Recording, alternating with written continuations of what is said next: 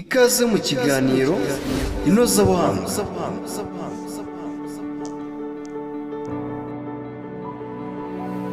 Umubano w'abantu bakundana muri iyi minsi ntukimara igihe kirekire cyane.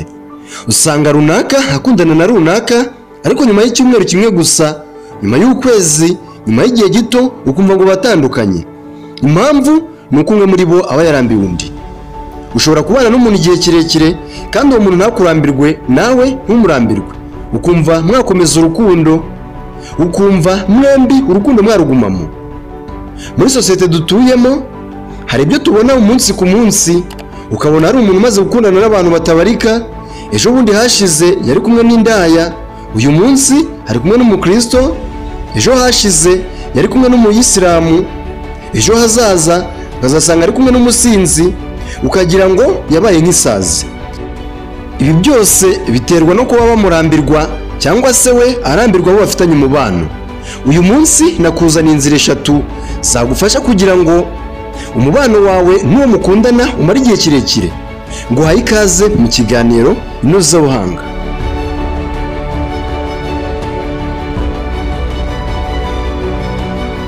Ikintu cya mbere, ari nayo nzira ya mbere ugomba kumenya igihe ufitanye umubano, igihe uri mu rukundo n'undi muntu. Ashobora kuba ari umuhungu mukundana cyangwa se umukobwa mukundana. Kuri iyi nzira ya mbere urasabwa guhindura ibitekerezo. Igihe ufitanye umubano n'umukobwa cyangwa n'umuhungu, urasabwa gukoresha buri mwanya wose ubonye mu kwereka umukunzi wawe ikintu gishya mu rukundo. Gerageza gusoma, gushakisha inzira nshya kubwo gushimisha umukunzi wawe.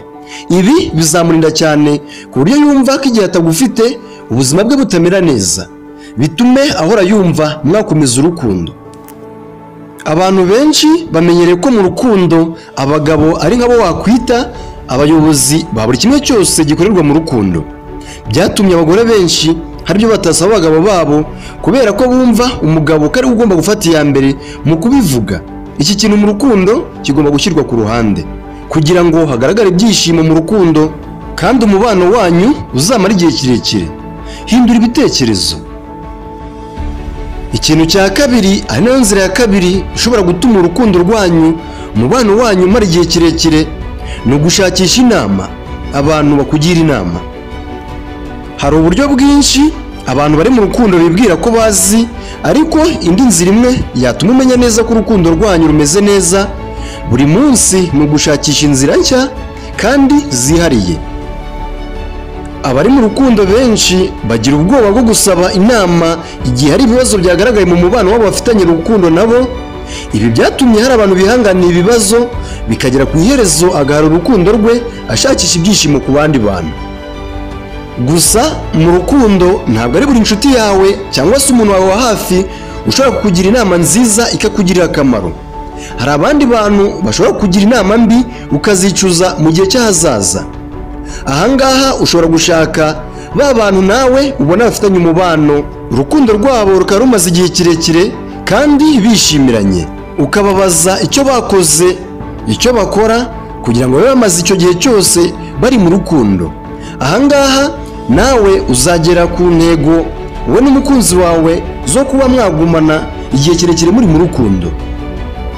Ikintu cya gatatu, ari nayo nzira ya gatatu nakuzaniye uyu munsi, ishobora gutuma wowe n'umukunzi wawe murambana, urukundo rwanyu rukamara igihe kirekire. Iyi nzira ni ukumenya ibyo umukunzi wawe akunda ndetse n'ibyo adakunda.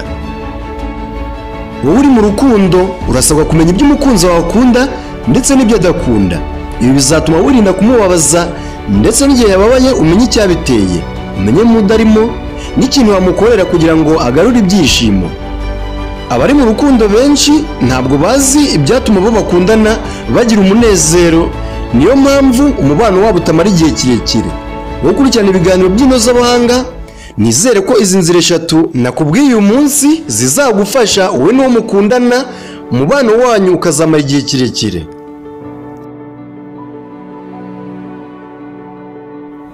Ndagushimiye cyane wowe twabanye muri kino kiganiro.